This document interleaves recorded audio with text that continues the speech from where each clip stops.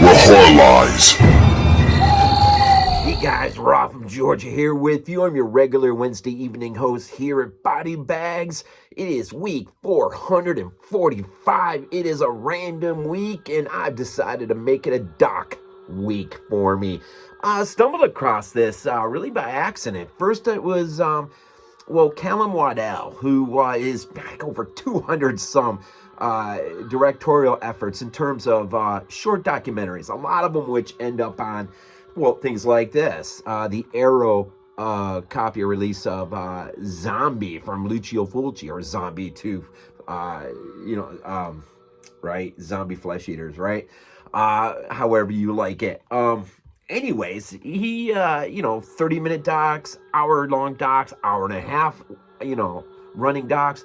And The Rise and Fall is a series. There's at least three or four maybe, that Calum is responsible for. I've already visited one some way time back. The Rise and Fall of 42nd Street, I think it was. Now this one, there was one I was looking at and I was thinking about doing. I'm going to do it in a few weeks. The Rise and Fall of the Cannibal film. I have not watched that yet, but I have that on my Zombie Holocaust 88 release. But looking at that led me to this big surprise. From Romero to Rome, the rise and fall of the Italian zombie movie. It runs about an hour long. It's really just a brief overview of the impact that, there are three things working here, really. And I'm not going to go into the documentary much, except to just reflect a few thoughts that kind of came off to me. It's a brief summary, overview, but the real catalyst here, it begins with a minor discussion of George A. Romero's Night of the Living Dead, 1968, and the profound impact that they had. And you can see by the movies that I've selected for my collection and put up there in front of my TV, if you can see those, really, those movies might have never, ever, there's more than that, man, may have never, ever, ever come to fruition, been created, if it wasn't, at least for the beginning catalyst of, Romero's Night of the Living Dead in 68. But that is just one part of the discussion. The other part of the discussion is really the driving force of really what will propel the Italian zombie film industry in the 80s. And that is, of course, when Dario Argento invites George A. Romero to Italy and to basically give him carte blanche to write his screenplay for his follow-up to Night of the Living Dead, which we all know will be Dawn of the Dead, one of the seminal achievements in zombie film history. But that invitation will have a profound impact on the film industry as it will be pushed forward. Now, Dardano Sacchetti, there's a slew of characters here in this documentary. Dardano Sacchetti, we know him long-time writer, screenplay writer, story writer for Lucio Fulci, who also worked with Bava and worked with Argento. He really has a nice, strong, pivotal moment here in this documentary where he really explains zombie as it came to fruition, and it really doesn't come to fruition as a result of Argento's invite of Romero to Rome.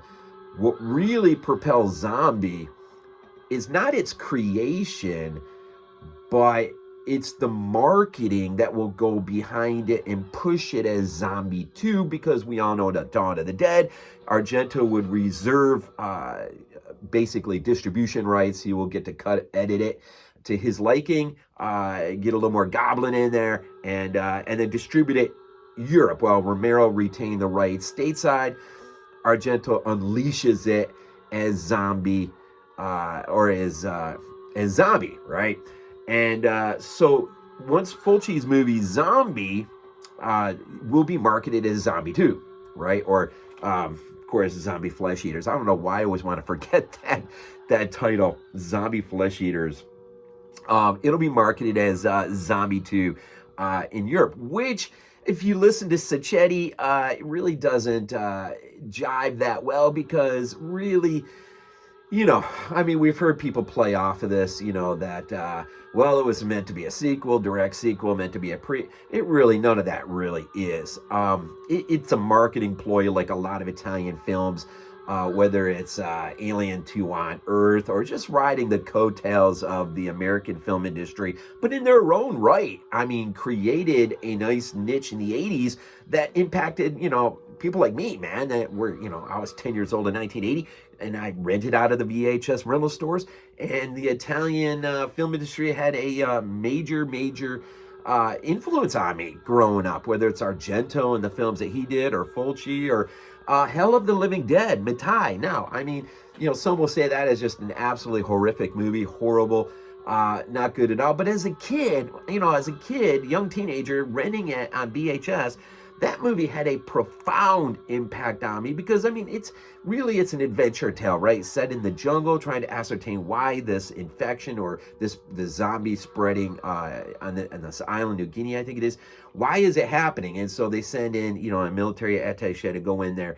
And so, I mean, to a kid, I mean, this movie is like, it would always be in the back of my mind, back in the day, that someday I've got to own this movie.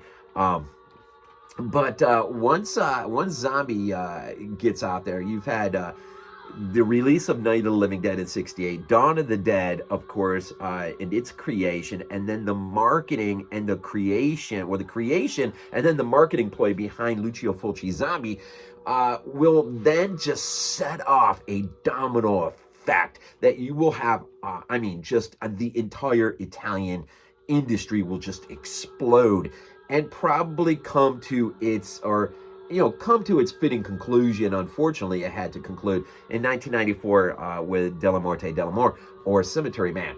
Should have put that one up by the TV. Michele Soavi, which is just a freaking classic, right, in its own right. Very unique stylistic film. But the documentary From Romero to Rome really does just that. It's only an hour long, and so they really begin with Night of the Living Dead. They give you just a nice little brief picture of Sacchetti commenting on how Zombie comes into fruition, the marketing ploy behind that, the drive, and then just the explosion of the Italian zombie film industry, or just the horror film industry in general, right? You've got names like Russell Steiner's in here. Of course, he plays Johnny, right, on the original Night of the Living Dead. Luigi Cozzi is in here with, of course, he did Contamination, right? Ruggero Deodato has a little time in here, just really commenting on the evolution of the cannibal films, which are differentiated from, the zombie films, of course, right? And Tentori, the writer of Infant Cat in the Brain, is in here commenting. There's a few other individuals in there commenting. It's not the greatest documentary in the world, but it is a nice overview. It's only an hour long, and it does a good job of just putting to the forefront a few things that will just have this insane effect, right, that will be the Italian horror film industry of the 80s. Now, of course, thankfully, I had this documentary. It resides on the Arrow release of Zombie Flesh Eaters. I don't know where else you can find it. I don't know if you can find it anywhere else. You can watch it on YouTube, though. Which, if you don't have this, check it out on YouTube. It's only an hour long. And it really does do a good job. Is it exhaustive? No, it's only an hour long. I mean, would I love to sit in front of the TV for 8 to 10 hours with something incredible that Calum Waddell has created that really dives in deep and just spends hours and hours? Sure, I mean, over time, right? Who wouldn't? But just to throw something in for an hour, and it just gives you a really nice overview. And they raise up a lot of films, and they bring you right up to pretty much our present moment. I think this came out 2012, High Rising Productions. And so, there's a little brief word on 28 Days Later. Of course, that film has evolved from the likes of Nightmare City, right? But even just recent, I mean, this year, we got Jabba's Rob Jabba's The Sadness, which is fits somewhere between Nightmare City and 28 Days Later. But really, the bottom line to all of this is, if it's not for George A. Romero's effort in 1968, if it's not for the invite of Romero by Argento over to Italy and basically given carte blanche to make his film, and if it's not for Lucio Fulci, not the first director that I think DeAngelis, the producer, had in mind. There was another Italian director, an up-and-coming one that he had in mind, but he didn't really want anything to do with it. And Argento came in, or Fulci came in right at the right time. He had just a terrible decade, had lost his wife, daughter was in a horrific accident, and just life was like, he was facing life in a way that he was very, very, very angry and just needing a release, and Zombie becomes that release for him. And without that tragedy in Fulci's life, I don't know if we ever get Zombie the way we get Zombie. I mean, it is somebody who just needs that release because of all the anguish and the pain in their life. It reminds you of the story of Metallica's, the story behind their Injustice for All album, aka the Angry album, right? The loss of Cliff Burton, that tragic bus accident. Really, that pent up and just anguish and bitterness and anger just pours into that album. It's one of the greatest albums I think ever made. Zombie very well could be one of the greatest zombie films ever made. And so if it's not for these things all working, in conjunction, maybe we never get everything that we'll get, of course, in terms of the other films. The Tombs of the Blind Dead. I mean, Osorio's Dead films. Let Sleeping Corpses Lie. Or The Living Dead at Manchester Morgue, I think it is, right? And of course, Hell of the Living Dead, Zombie Holocaust. All these things, right, are a consequence of these early things, which from Romero to Rome, the rise and fall of the Italian zombie movie really does well to just briefly, in summary and visually, allow us, and even brings Joe D'Amato in his eccentric movies of trying to bring in zombie and other eccentric genres in together. And so, but it is interesting. It's an hour. It's a great little documentary. Exhaustive? No.